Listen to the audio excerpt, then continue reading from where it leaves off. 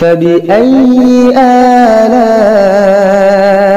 ربكما تكذبان؟ جو طلبا تھے اس کی درخواست کی گئی تھی کہ جا رہے ہیں تو ایسے ارادے سے جائیے لیکن آنا نہیں، جب آ گئے ہیں تو ارادہ یہ بنا لیجیے کہ جانا نہیں ہے۔ اچھی بات تو یہ ہے کہ جہاں تک اس مدرسے میں تعلیم ہے وہاں تک کی نیت کر لیں، اور آخری درجے کی بات یہ ہے کہ اس کی نیت کر لیں کہ شعبان میں جو امتحان ہوتے ہیں اور پھر اس کے بعد رزلٹ سنائے جاتے ہیں اس وقت تک رہیں گے انشاءاللہ۔ حالات آتے رہتے ہیں، دنیا ہے، ہم چاہے کوئی آدمی چاہے کہ نہیں دیندار ہو جائے، چاہے کہ نہیں بے دین ہو، صحت بیماری سب کے ساتھ لگی ہوئی ہے، خوشی غم سب کے ساتھ لگا ہوا ہے، تنگی تمنگری سب کے ساتھ لگی ہوئی ہے، حالات بدلتے بدلتے رہتے ہیں، ان سب کے باوجود ہم کو جمے رہنا ہے، ان سب کے باوجود ہم کو جمے رہنا ہے۔ چاہتے ہیں آگے بڑھنا، چمکنا، بڑا بننا دین کے اعتبار سے، تو اس کے لیے ضروری ہے کہ جو اوقات ہمیں دیے ہیں، جو مدرسے کے اوقات ہیں تعلیم کے، اس کو ایک دم فارغ رکھنے آئے۔ کوئی بھی بات ہو جائے کچھ نہیں چھوٹی رہے گی، گھریلو اعتبار سے یا مدرسے میں یہاں بھی کچھ ہوتا رہے گا، اس سب کے باوجود آپ نیت کر لیجیے کہ جو تعلیم کے اوقات ہیں وہ صرف ہم تعلیم میں لگائیں گے انشاءاللہ۔ پڑھنے کے لیے آئے ہیں، دیکھو جماعت میں جانے کے لیے بھی صرف ان کو کہا جاتا ہے جو جمعہ کو پڑھتے نہیں ہیں۔ حالانکہ جمعرات کی جو چھٹی ہوتی ہے وہ اس لیے ہوتی ہے تاکہ ہفتے بھر میں جو کمزوری ہے پڑھائی کے اعتبار سے اس کمزوری کو دور کر لیجیے جمعہ کے دن۔ تو جمعہ کے دن جو ہم سے جماعت میں جانے کے لیے لوگ کہتے ہیں یا رمضان میں جانے کے لیے کہتے ہیں، صرف وہ لوگ کو کہتے ہیں جو پڑھتے نہیں ہیں، جن کو پڑھنا ہے واقعی میں سنجیدگی سے پورا وقت استعمال کرنا ہے پڑھائیوں میں، ان کو جماعت میں جانے کی ضرورت نہیں ہے۔ سمجھ رہے ہیں نا؟ ہاں، وہ تو پورا پڑھیں جب کر اپنا، ہم پورا دیں گے تو کچھ ملے گا۔ اس لیے ایک تو سب لوگ نیت کر لیجیے کہ جو تعلیم کا اوقات ہے اس کو پورا فارغ رکھیں گے انشاءاللہ۔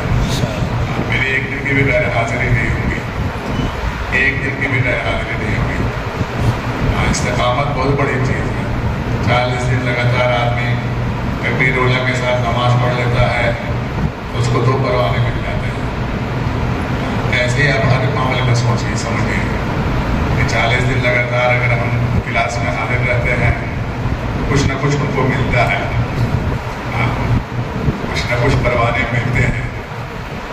تو سب لوگ نیت کر لیجیے کہ انشاءاللہ تعلیم کے جو اوقات ہیں اس میں پورا پابند رہیں گے انشاءاللہ۔ وہ سننے میں حاضری ہماری نہیں ہوگی، سب سے پہلے آئیں گے اور سب سے بعد میں جائیں گے، مدرسہ میں آئیں گے سب سے پہلے اور جائیں گے سب سے بعد میں، ٹھیک ہے انشاءاللہ۔ دوسرے اوقات کی حفاظت ہو، دوسرے ان اوقات میں جو کام ہے ان کام کی حفاظت ہو۔ جیسے پڑھنے کے لیے ہم مدرسے میں تو آ گئے لیکن کلاس میں نہیں جا رہے ہیں، کوئی نہ کوئی بہانہ بنا کر ہلکا پھلکا کچھ طرح سے سر درد کا پیٹ درد کا کچھ نہ کچھ کر کے کلاس میں نہیں جا رہے ہیں۔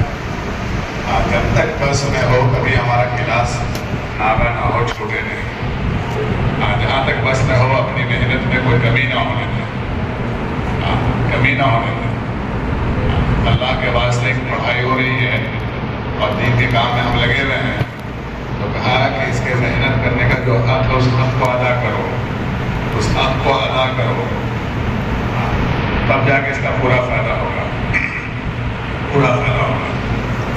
اور ہمارے جو اساتذہ ہیں پڑھنے میں جو ہمارے یہاں یہ سب سلسلہ ہے کہ ہم اپنی سوچ کو سمجھ کو اپنے اساتذہ کی سوچ سمجھ کے تابع بنانے کی کوشش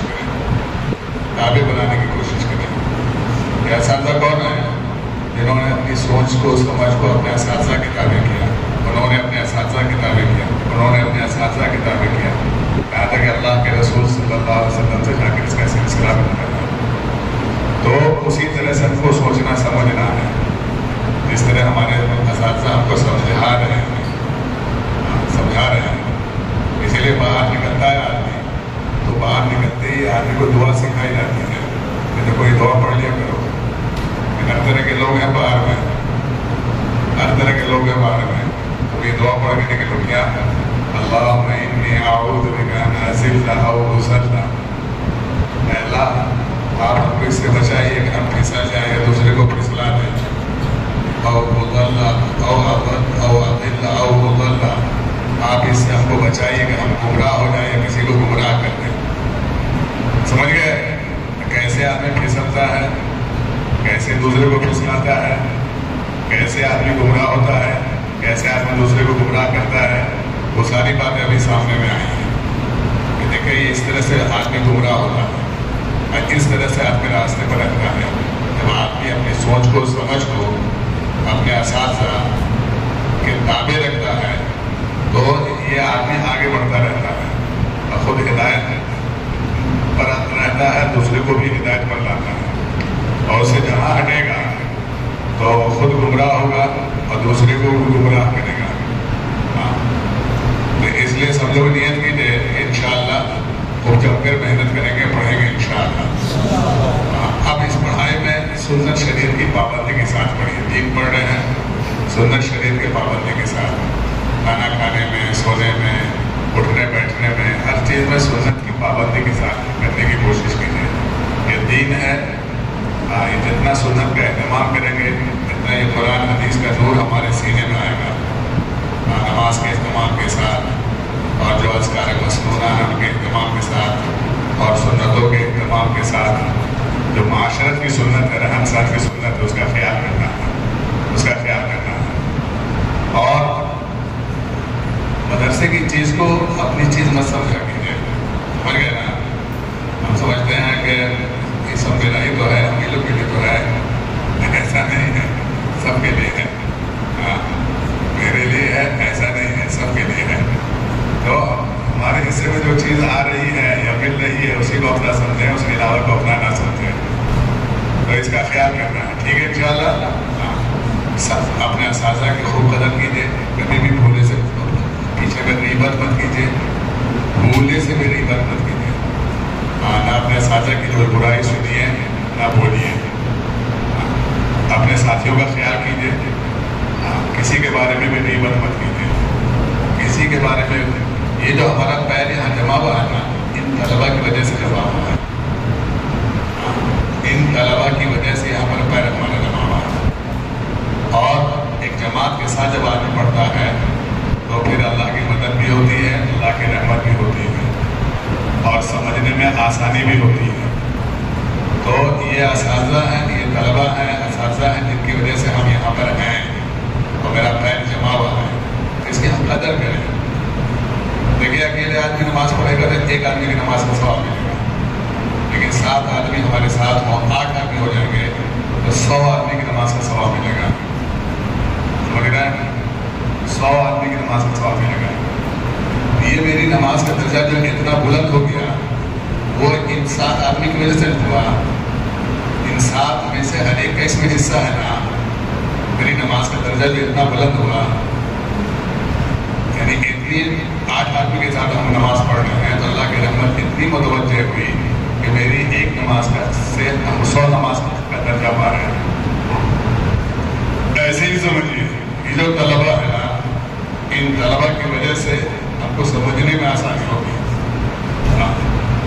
سمجھنے میں آسانی ہوگی، لیکن یہ کب ہوگی؟ جب ہم ان کی قدر کریں گے، ان کی قدر کریں گے، ان کا خیال کریں گے۔ خیال کرنے میں پہلی بات یہ ہے، اور سے ضرور میری بات کو یاد رکھیں، خیال کرنے میں پہلی بات یہ ہے کہ آدمی اذیت پر صبر کرے۔ آدمی اذیت پر، ساتھی سے کوئی ایسی بات ہو گئی، کوئی ایسی بات بول دیا تھا، اس کو برداشت کر لیجیے، اذیت پر صبر کرے۔ پہلی بات ہے خیال کرنے میں، اذیت پر صبر کرے۔ اور خیال کرنے میں دوسری بات یہ ہے کہ اپنے مال کو ساتھیوں پہ خرچہ کریں. چھینٹنے کے چکر میں نہ رہیں, کچھ نکلوا لیں, اپنے ابو بنا دیں اور ایسا کر لیں, یہ سب چکر میں مت رہیے. وقتی طور پر آپ کی خواہش پوری ہو جائے گی, لیکن بہت زیادہ آپ نیچے گر جائیں گے. اپنے مال کو ساتھیوں پر خرچہ کریں, کچھ نہ کچھ خرچہ کریں. خرچ کرنے کی عادت ڈالیے, ابھی سے عادت ڈالیے. مسجد کا ڈبہ گزرتا ہے چندہ کا, 1 روپے 2 روپے اس میں ڈالا کیجیے. ہاں, مزاج بنائیے خرچہ کرنے کا. اللہ تعالیٰ نے جنت کو بنایا اور فرشتوں کو اس کو سجانے کے لیے کہا, اور جب اللہ تعالیٰ نے اس کی زیب و زینت کو ملاحظہ کیا تو قسم کھا کے کہا, میرے عزت کی قسم اور میرے جلال کی قسم, میرے عرش کی بلندی کی قسم, تجھ میں بخیل نہیں آئے گا. سمجھ گئے؟ بخیل نہیں آئے گا, تجھ میں بخیل داخل نہیں ہو سکتا. ختم کیجیے مزاج کو. 1 روپے 2 روپے سے کیا ہوگا؟ شیطان پٹی پڑاتا ہے. خرچ کرنے کا مزاج بنائیے. آپ کیا کر سکتے ہیں؟ آپ 100 روپے نہیں خرچہ کر سکتے, پھر 50 کیجیے, 10 کیجیے, 2 کیجیے. ہر ہفتہ جمعہ میں ڈبہ گزرا, 2 روپے ڈال دیا, اس میں کیا فرق پڑے گا؟ سب لوگ ڈالیں گے نا انشاءاللہ. ہم سب سے درخواست کر رہے ہیں, بڑے چھوٹے ہم سب سے درخواست کر رہے ہیں, ایک دم عادت ڈالیں. ایسے ہی کوئی مدرسہ والا چندہ والا آ رہا ہے, آپ کے اپنے گاؤں میں ہے, مسجد کا چندہ ہوتا ہے, آپ کے گاؤں کے مدرسے کا چندہ ہوتا ہے. آپ اپنی جیب سے جو آپ نے کھانے پینے اپنی ضرورت کے لیے آپ کو پیسہ ہے, اس میں سے کچھ نہ کچھ وہاں ڈالیے. اسے شرمائیے مت کہ 100 روپیہ کیسے دیں, 7,000 کی رسید کٹا رہا ہے, 5,000 5,000 کی رسید کٹا رہا ہے, ہم 100 روپے کیسے دیں, 50 کیسے دیں. جتنا بشاشت ہو اتنا آپ دیجیے, ہر جگہ اپنا حصہ لگائیے. ایسے ہی اپنے ساتھیوں پر, اپنے اساتذہ پر خرچہ کیجیے. خرچہ کرنے کا مزاج بنائیے. اللہ تعالیٰ نوازیں گے. آدمی کے خرچ کے بقدر اللہ تعالیٰ نوازتے ہیں. رات دن اللہ تعالیٰ کا دروازہ کھلا ہوا ہے 24 گھنٹہ. تو اپنے مال کو ساتھیوں پہ خرچ کرنا ہے. سمجھ گئے نا؟ ساتھیوں سے جب بھی ملاقات کریں, مسکراتے ہوئے ملاقات کریں. منہ کان بنا کے نہیں کہ سب سے بڑے بزرگ, سب سے بڑے قطب غوث یہ ہیں. منہ کان بنا کے ملاقات کرنا یہ سب بزرگی نہیں ہے. سمجھ گئے؟ منہ کان بنا کے ملاقات کرنا اور سلام کرنا یہ سب کوئی بزرگی نہیں ہے. بزرگی ہے سنت پر چلنا. سنت یہ ہے کہ اللہ کے رسول صلی اللہ علیہ وسلم لوگوں کے درمیان میں ہوتے تھے تو مسکراتے ہوئے ہوتے تھے. تو جب بھی آپس میں ملاقات کریں, مسکراتے ہوئے ملاقات کریں. اور آخری بات, لین دین میں دیکھو, کوئی آدمی قرضہ مانگے تو کوئی آدمی قرضہ مانگے ہوتا چلتا ہے آپس میں دے دو. تو قرضہ مانگے تو قرضہ بس اتنا دیجیے کہ اگر وہ بچا لے تو آپ برداشت کر پا لیے. سمجھ گئے؟ اتنا ہی قرضہ دیجیے. اگر کسی وجہ سے وہ نہ دے پائے تو آپ اس کو برداشت کر لیجیے. ہاں.